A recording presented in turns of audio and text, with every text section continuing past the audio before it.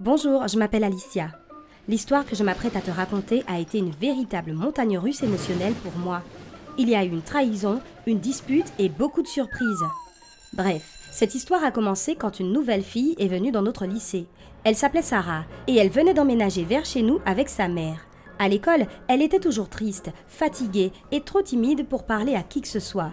Plus tard, j'ai appris que son père était en prison et que leur situation n'était pas très facile.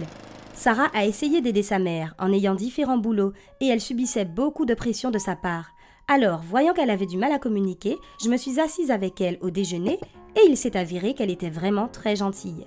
On aimait les mêmes groupes de musique, les mêmes films et on partageait les mêmes points de vue sur la vie. Très vite, Sarah est devenue ma meilleure amie. Elle venait chez moi pour des soirées pyjama, ce qu'on ne faisait que chez moi car elle était gênée du lieu où elle vivait avec sa mère. Un jour, un concours a été annoncé dans notre école. Sans trop entrer dans les détails, il s'agissait d'un concours de projets écologiques, là où on habite, et même pour l'ensemble du pays. Je promets de ne pas t'ennuyer avec des explications, mais l'essentiel était que la personne qui avait le meilleur projet à l'école devait aller à New York pour le présenter à une conférence. Et c'est là que j'ai su que je devais gagner. Tu ne le sais peut-être pas, mais aller à New York a toujours été mon rêve. Depuis mon enfance, je regardais des films qui se déroulaient à New York, j'écoutais des chansons au sujet de cet endroit si excitant et je suis tombée amoureuse de la ville, même si je n'y suis jamais allée. On vit dans le Montana, qui est assez loin, et mes parents préfèrent passer leurs vacances en camping. Mais le plus important pour eux, c'est qu'ils m'élèvent comme ça. Si je veux quelque chose, je dois travailler dur et le gagner moi-même. Et cette compétition était une occasion parfaite. J'ai donc commencé à travailler sur mon projet, et il n'y avait pas grand-chose d'autre dans ma vie dont je me souciais pendant ce temps. J'ai étudié des tonnes de livres, dont certains étaient très compliqués pour les pros du domaine. Je n'ai pas beaucoup dormi et j'avais peur d'être trop distraite. Donc, après quelques semaines, j'étais épuisée et Sarah m'a invitée à une soirée pyjama. Je veux dire, c'était la première fois qu'elle parlait d'aller chez elle. Alors j'ai accepté. J'avais besoin d'un jour de repos de toute façon. Et je dois dire que Sarah savait très bien à quel point ce projet était important pour moi et à quel point je devenais folle. Leur appartement était tout petit, mais confortable, et il n'y avait pas de quoi être gêné. Elle avait sa propre chambre, et c'est là qu'on s'est installé. Sarah est allée à la cuisine, nous chercher à manger, et j'ai regardé dans sa chambre. Au début, je n'ai pas fait très attention à une pile de papier sur sa table. Ce n'était pas mes affaires de toute façon. Mais Sarah était partie depuis si longtemps que je les ai regardées à nouveau. Et j'ai été choquée. C'était clair qu'elle travaillait sur un projet pour le même concours. Quand Sarah est revenue, elle a réalisé que j'avais vu les documents et a essayé de m'expliquer. Je n'ai pas voulu écouter, je me suis levée et je suis partie. En rentrant à la maison, j'étais furieuse. Je ne lui en voulais pas d'avoir participé au concours. Bien sûr que non, je suis pour une compétition équitable. J'étais en colère parce qu'elle ne me l'avait pas dit. C'était louche. Je veux dire, je lui ai raconté tous les détails de mon projet. Elle pourrait facilement voler mes idées. J'ai un peu honte de dire ça maintenant. Mais à ce moment-là, pour moi, la guerre était déclarée.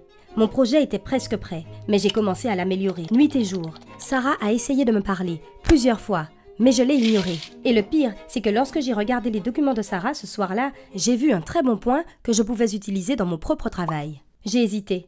Je savais que ce n'était pas correct, mais les enjeux étaient trop importants, et je devenais un peu folle. Bref, la semaine du concours était proche. Il y avait tout un jury de 15 personnes chargées d'évaluer les projets.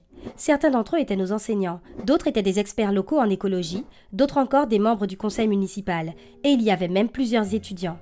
Pendant les 5 jours suivants, ils devaient voir les présentations et choisir un gagnant. Ma présentation était parfaite, bien sûr, mais le plus dur était d'attendre. Ça a été la semaine la plus longue de ma vie. La seule chose qui m'est sauvée, c'est le fait qu'une fille que je connaissais faisait partie du jury, et après l'avoir harcelée pendant 2 jours de suite, elle m'a dit ce que chacun avait pensé de mon travail.